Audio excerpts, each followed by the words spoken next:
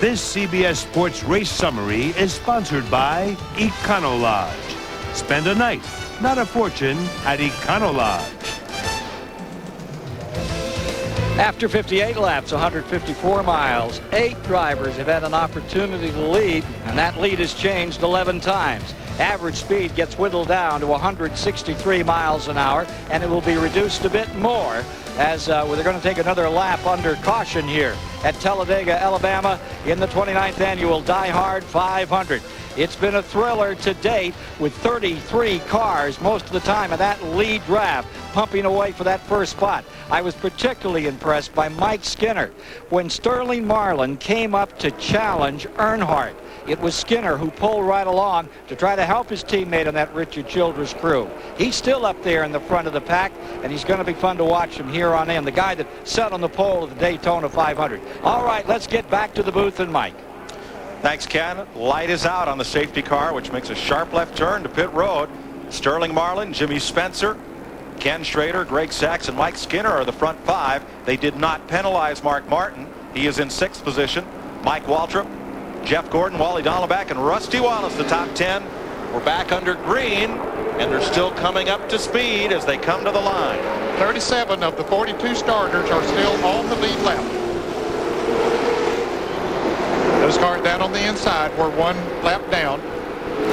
Jeremy Mayfield, Bobby Hamilton, Dave Marcus, and Darrell Waltrip. Billy Standridge in the garage. Boy, this is a very strung out restart. It'll be a couple of laps before this field tightens back up again. Well, they give them 2 laps of qualifying on the tracks where they run these restrictor plates at Daytona and Talladega, and they do that because it takes at least a lap for them to get up to full speed. Now the freight train forms up, buddy. Yeah, there's a freight train, and just behind this group, as you see John Andretti on the inside there fighting for position. You see right there, Mark Martin is really making a run. He's coming on the inside now through the dog leg. Got a lot of people drafting with him on the low side. He'll be up front before too long. Michael Waltrip moving up on Mark Martin, dancing around. It was Jeremy Mayfield that they went around. Jeremy is a lap down. And let's go to Michael Waltrip's pits, Dick Berggren. Well, it's a little more than Michael Waltrip. It's also the 24 of Jeff Gordon, Mike. You know how they say when you go to Talladega, keep your nose clean? Well, Jeff Gordon picked up a piece of debris on the radiator screen of his race car. So they got on the radio, so they had some conversation with Michael Waltrip's crew, and they said, do you guys mind if we come up and rub the front grill against your back bumper? Oh, come on. And they said, no, I'm telling you. And they said, no, that's fine. They got rid of the paper. Terrell Shaheen. It was a broken shim stack on the shock absorber of Jeff Burton's number 99 that put him out. They actually made 5 pit stops to get it fixed, and he is okay now. Now the shim stack inside the shock absorber determines the rate at which the fluid or gas flows from one chamber to the other in that shock absorber. He is still on the lead lap. Jeff Burton, we mentioned that he lost the draft there earlier when the shock broke, but now he's been able to repair that under caution and is on the lead lap near the end of the pack. 36th position for Burton. 37 cars on the lead lap.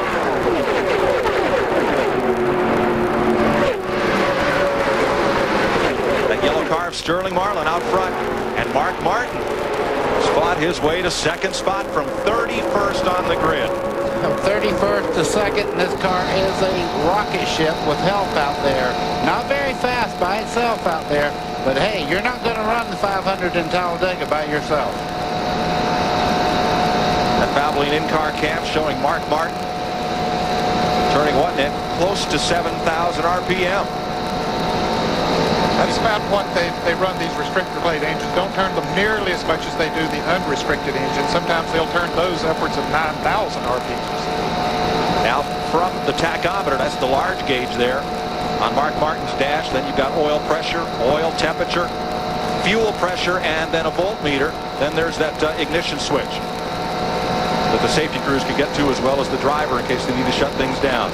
And the reason they don't turn this engine is it's got a very small hole for the air and fuel to go through, and there's no point in turning it more than you have fuel and air to make it run.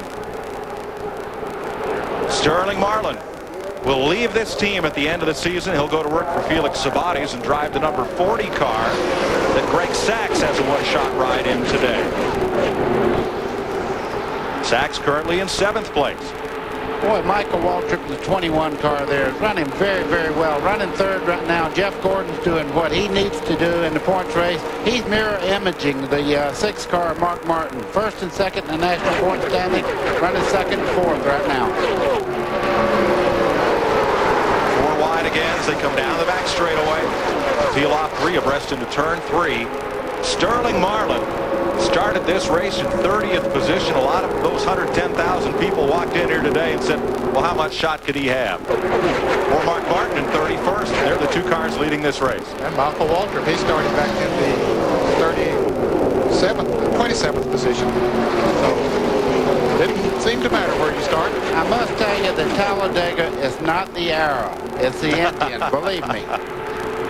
Everybody has good cars. Look at Jimmy Spencer move up there on Jeff Gordon. Wow, they almost made contact now. They really did. As they came off of turn 2, they were very, very close.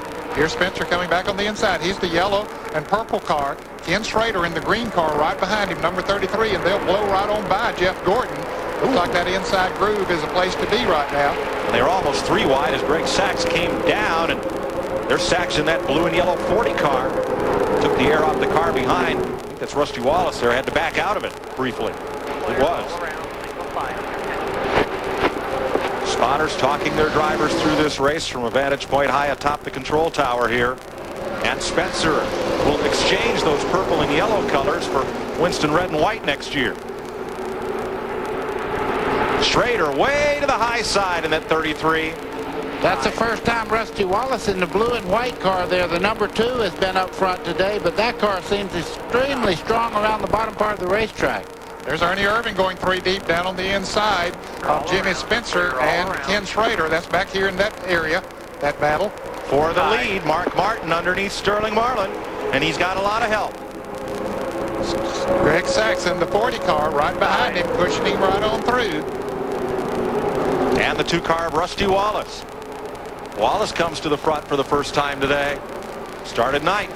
So Mark Martin's going to pick up 5 bonus points. And that'll put him even with Jeff Gordon on the day. And put the gap back to 125 points. Gordon the Winston Cup point leader, Mark Martin 2nd. If you want to know how fast Greg Sachs' car is, the gray one there running in 2nd right now, you're seeing it. He don't leave anything on the table. That's as wide open as that car goes. No strategy. He drives his heart out for 500 miles when he gets in a race car. They called him Superman up in New England when he drove winning modifieds for Ernie Wilsford before coming to Winston Cup. Won at Daytona in his own race car with a Robert Yates development engine. Dale Jarrett and Dick Trickle. Trickle in the 90 car. Stuck in a big pack of traffic. You know, you just got a good look at Darrell Waltrip. He went a lap down because he lost the draft. Now he's riding along with this top 30 cars here and keeping right up. That's how important it is not to get out of the slipstream that these cars make around this racetrack. Rush hour at Talladega. They continue to lap this place at over 189 miles an hour. 3 wide out of turn 2. Why is it always Jimmy Spencer right in the middle of the sandwich? Well, I noticed him there a moment ago, Mike. It's his driving style that puts him there a lot of times. Right there. He likes to get right down next to the car going into the corner. That helps him, buddy, by staying close to the car going into the corner. It does, because you have to remember the car that you're trying to go by is cutting a huge hole in the air. And what that does is there, and it turbulates over top of the car and actually pulls that 2nd car forward. And if you can stay real close on the side there, there's a draft that runs down the side of the car that actually pulls you forward all the way to the front fender. But when he's down there, it opens up a space up on the outside, and a car can get a run off of him and shoot by on the outside, and then that puts him in the middle. And that's where he's been most of the day. You're riding with Mark Martin, who leads after 68 of 188 laps. He looks to the outside and now comes down to pick up the draft of the trailing cars. And boy, do they scatter behind him. Scatter all over the racetrack. This looks more like the fight to get out of the parking lot after the race here. Bill Stevens has more on the car to the right side of your screen. Rusty Wallace. Rusty Wallace is jamming. I was talking to him yesterday. I said, Rusty, are you superstitious? He said, I used to be. I used to have a thing about tails up pennies. I hated them. In fact, if I had pennies on my nightstand at night, if they were tails up, I'd flip them over, or else I wouldn't be able to go to sleep. I said, hey, let me try some.